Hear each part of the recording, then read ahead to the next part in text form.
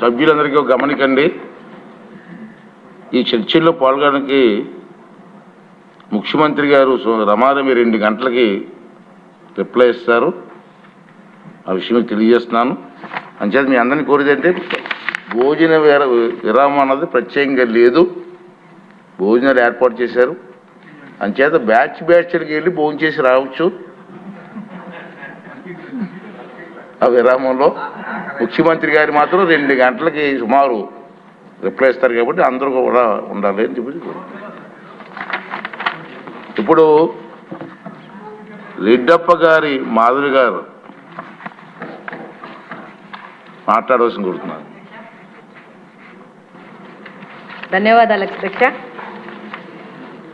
ఉభయ సభల సంయుక్త సమావేశాన్ని ఉద్దేశించి గౌరవ గవర్నర్ గారి చేసిన ప్రసంగానికి ధన్యవాదాలు తెలియజేసే అంశంపై 16వ శాసనసభకు తొలిసారి ఎన్నికైన నాకు మాట్లాడే అవకాశం ఇచ్చిన గౌరవులైన సభ అధ్యక్షులైన మీకు, అలాగనే తెలుగుదేశం పార్టీ జాతీయ అధ్యక్షులు మాన్యశ్రీ నవ్యాంధ్రప్రదేశ్ నిర్మాత అయిన మాన్యశ్రీ చంద్రబాబు నాయుడు గారికి, అలాగనే నన్ను ముఖ్యంగా ప్రోత్సహించి నా వెనక ఉండి నా గెలుపుకు కారణమైన పోలిట్ బ్యూరో సభ్యులు శ్రీనివాస్ రెడ్డి గారికి, అలాగనే సహచర తెలుగుదేశ, జనసేన, బీజేపీ కూటమి సభ్యులకి నా హృదయపూర్వక ధన్యవాదాలు తెలియజేసుకుంటున్నాను.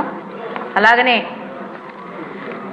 కడప నియోజకవర్గంలో ఒక మహిళగా నన్ను ఆదరించి నాకు సంపూర్ణ మద్దతు తెలిపి నన్ను గెలిపించడానికి కారణమైన కడప నియోజకవర్గ ప్రజానీకానికి కూడా ధన్యవాదాలు తెలియజేసుకుంటున్నాను. అధ్యక్ష, గవర్నర్ గారి ప్రసంగాన్ని ఒక్కసారి కూలంకుషంగా పరిశీలించినట్లయితే ప్రసంగం మొత్తం కూడా ఆంధ్రప్రదేశ్ రాష్ట్రంలో ప్రస్తుతం ఉన్న వాస్తవ పరిస్థితులకు అద్దం పడుతూ ప్రజల ఆశయాలు, ఆశలు, ఆకాంక్షలకు, ఆలోచనలకు, పాలకుల పనితీరుకు నిదర్శనంగా భావించడంతో పాటు గత 5 సంవత్సరాల పాలనా కాలంలో జరిగిన వైఫల్యాలను, విధ్వంసాలను స్పష్టంగా విశ్లేషించడం ద్వారా జరిగింది. ఈ రోజున మన రాష్ట్రంలో ఏర్పడిన ఈ క్లిష్ట పరిస్థితులకు, అనుకూల పరిస్థితులకు కారణాలన్నింటిలో తెలపడం జరిగింది.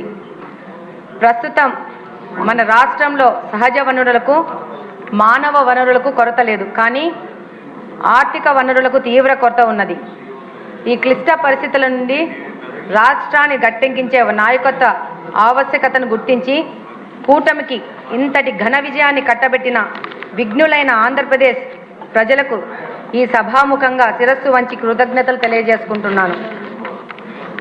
అధ్యక్ష, మనం పరిశీలించినట్లయితే గత 5 సంవత్సరాల పాలనా కాలంలో విధ్వంసంతో మొదలై సహజ వనరుల దోపిడీ, అరాచక శక్తుల వికృత రూపం దాల్చడం, పేదల భూముల ఆక్రమణతో కొనసాగింది.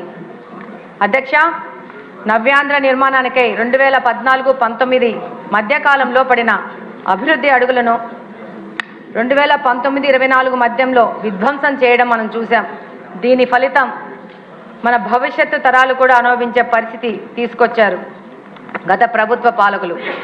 అధ్యక్ష, విఘ్నులైన ఆంధ్రప్రదేశ్ రాష్ట్ర ప్రజలు ఏ పనినైనా ప్రారంభించే ధైర్య సాహసాలు, కొనసాగించే కృషి, పూర్తి చేసే పట్టుదల, అవరోధాలను ఎదుర్కొనే ధైర్యం, వాటిని అవకాశాలుగా మార్చుకునే శక్తియుక్తులు ఉన్న నాయకులు శ్రీ నారా చంద్రబాబు నాయుడు గారి అన్న విషయాన్ని ఆంధ్రప్రదేశ్ ప్రజలు సంపూర్ణంగా విశ్వసించి విధ్వంసకర పాలనను అంతమొందించి అభివృద్ధిని ఆకాంక్షిస్తూ తెలుగుదేశం పార్టీ నేతృత్వంలోని కూటమి ప్రభుత్వానికి అఖండ విజయంతో ఆశీర్వదించారు.